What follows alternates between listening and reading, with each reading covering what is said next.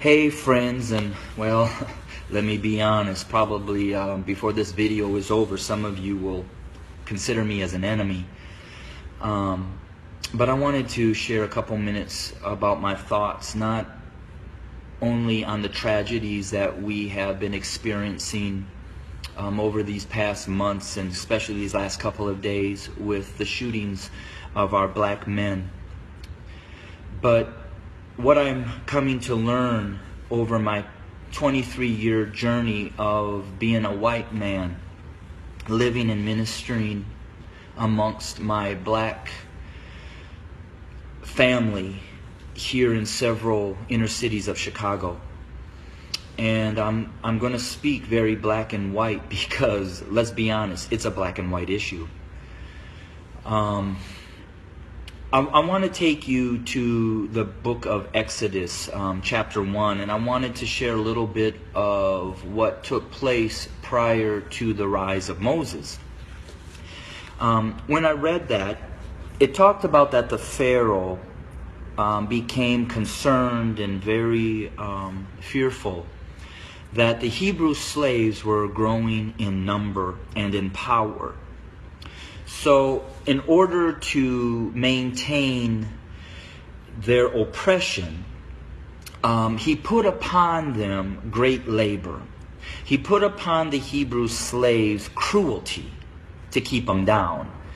However, they still grew. And so he brought together some midwives, and he instructed them that when a Hebrew boy was born, kill him. Well, these midwives did not follow, and the Hebrew slaves continued to grow. Eventually, the Pharaoh became so hatred and towards those Hebrew slaves that he made a decree. He put out an order that male baby boy Hebrew slaves were to be killed by casting them into the Nile River. Let's look at America.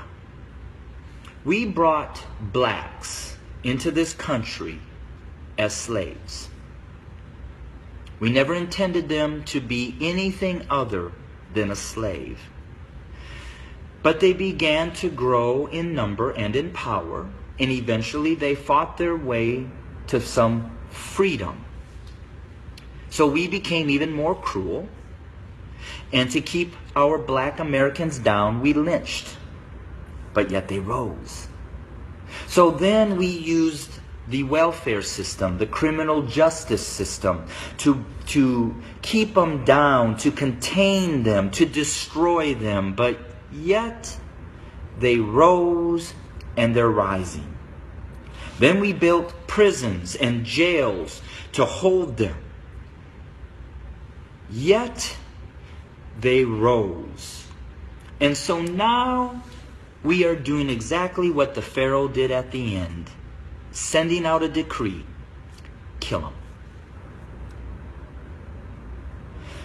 So until we admit that when we wrote this Constitution that all men are created equal, that we never intended to include our black brothers and sisters, our nation may end up facing exactly what the Egyptians faced when they refused to let God's people go.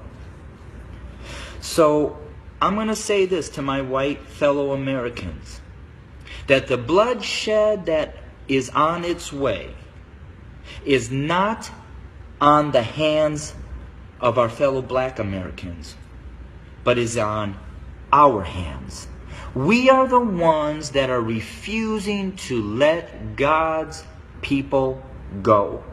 We are the ones that are refusing to acknowledge that we do not value our black brothers and sisters as equal individuals or equal Americans as us white men. And to my black brothers and sisters, the racial issues, as I've said, have been there from the very foundation. But why do we see it more? Because there's a shifting. See, us white men have been at the head since the foundation. But we've had a black president. And you know, we've done everything in our power to keep him from really changing things. Now we have another minority rising to the top, a white female. What does that say? Those of us who are white men who have been at the head are now starting to see and fear that we are going to become the tail. And we know what we've done to you. And so now we're fearful that you're going to do to us what we have done to you. But I will say this. I've lived in a black community for 23 years. I've never been treated the way that this country has treated my black Americans. So I call out my white Americans to say we better heed, repent, acknowledge, and change. Because if we don't, I just want to again say this.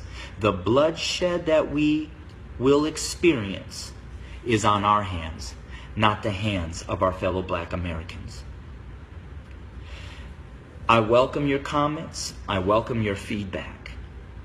Hit me up on Facebook or go to my webpage at www.studio2911.org. Again, that's studio2911.org.